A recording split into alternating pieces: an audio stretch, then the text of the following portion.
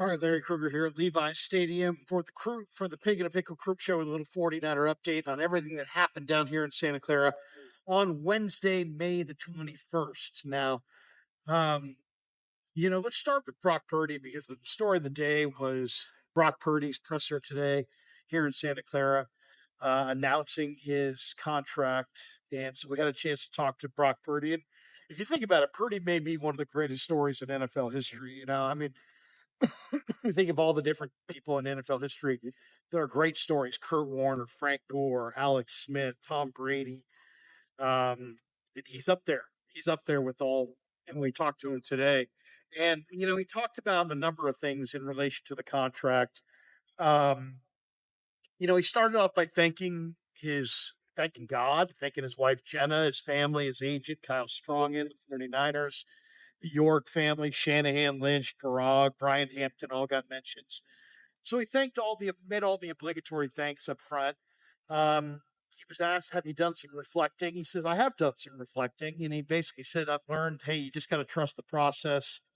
Kind of talked about being drafted last, and he said, your dreams can't happen overnight. It takes time. He said he's really grateful to be in this position. He wants to help the 49ers win and win a Super Bowl. Um, Matt Barrows asked him how important was it to get it done by the beginning of the OTAs, and he said he was hopeful, but nothing more. Just hopeful that it would get done. But other than that, he really didn't have anything to say about that. Um, he said, "Man, I have to get better, and I have to help these new guys get better." And he was asked about his health. He said, "My body feels 100% healthy." He said he was grateful to have an off season in which he can get better and work on the things that he needs to work on. He says he's really excited to be back with the guys. He says there's a new re-energized feeling around the building. Um, he was asked how involved he was in the whole negotiation process, and he said, my agent Kyle kept me updated. He said, there were, we wanted to have some things that were in the contract to protect me, but that his agent handled it. Um, and he made the point that, like the most amount of money is not the best deal. It's the deal that gives you security and enables your team to compete. So he mentioned that, that they wanted to have team success and that was a big part of his emphasis. He did admit there was some contract language there to protect him inside the deal. And then he discussed, the goals. He's like, we're building a culture right now. We're building our team chemistry. Um, and he said, he was asked about the contract. He said, "I'm happy where it ended up, financially." He said he was happy at the number that it arrived at, which was 53 million. I asked him if a no trade clause was important to him, and he said it was, but it wasn't going to be the determining factor. So if there hadn't been a no trade clause, he still would have signed the deal. He was asked about, do you get advice from many of the veteran players? And he said, yeah, he talked to Bosa and Kittle, and he says it really helped a little bit. It just he said the veteran players just gave him a heads up on what the experience would be like. And, not to get too up or down or to just kind of roll with it. He reiterated that he really loves playing football, that he's had success in this league, and that he believes he can have ultimate success, and win a championship in this league. Um, and he said he wanted to get what he deserved as a player, but at the same time, he wanted it to be a reasonable contract. He was asked at the end, "Is there anything that you want to purchase, with your newfound riches?" And he did say that his wife is mad at him, but he would like to buy a bass boat. So he's always liked fishing. So fishing is his thing. So he said he'd like a bass boat. So that was the one purchase that he said he might make.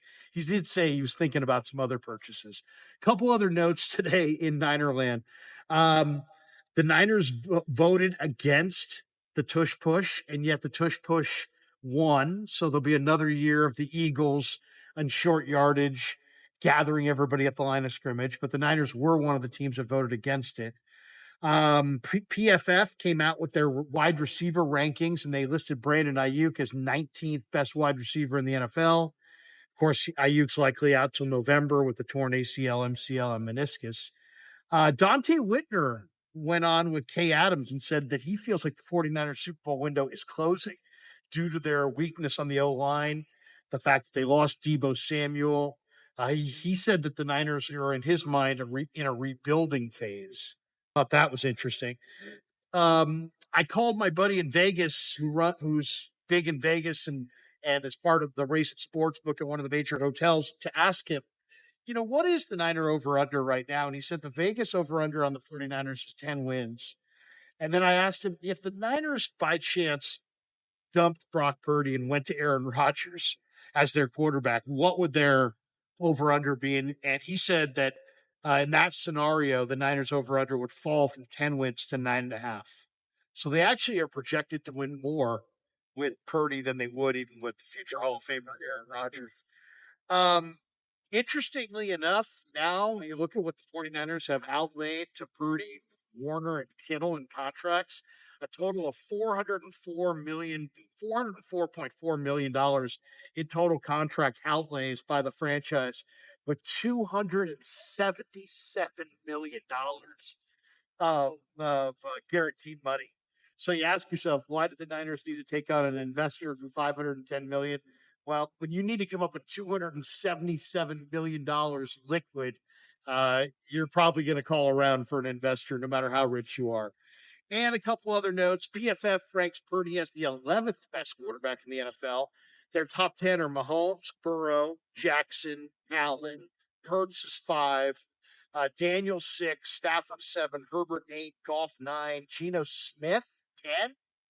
Purdy's 5-1 against Seattle, and Geno Smith is ranked higher than him, and Purdy at 11. Also, ESPN's Mike Clay projects Mikael Williams to tie the rookie sack lead this year with Jalen Walker and Abdul Carter. He sees the trio all notching 6 sacks this year. In 40 games at Georgia, Williams had 67 tackles, 23 tackles lost, 14 sacks, 5 passes defense, 3 forced fumbles, and 1 fumble recovery. According to Mike Clay, Mikael Williams is going to get 6 sacks and lead all rookies, tied with those 2 other rookies. Couple other notes, 49ers will miss out. I know Kyle Shanahan and John Lynch will not be sad about this, but the Niners will miss out on HBO's Hard Knocks again this year. HBO is going to focus on the Buffalo Bills and the NFC East, so Philly, Dallas, Washington, and New York, instead of the NFC West. Uh, the Niners officially welcomed the 3 Bay Area families who combined to invest $510 million into 6% ownership, I should say, of the 49er franchise. That was made official today.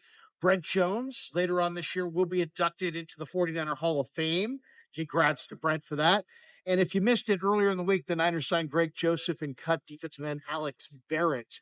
And so Greg Joseph is the veteran kicker who's likely to challenge Jake Moody out on these fields this summer. All right, that's going to do it for our 49er update here in Santa Clara.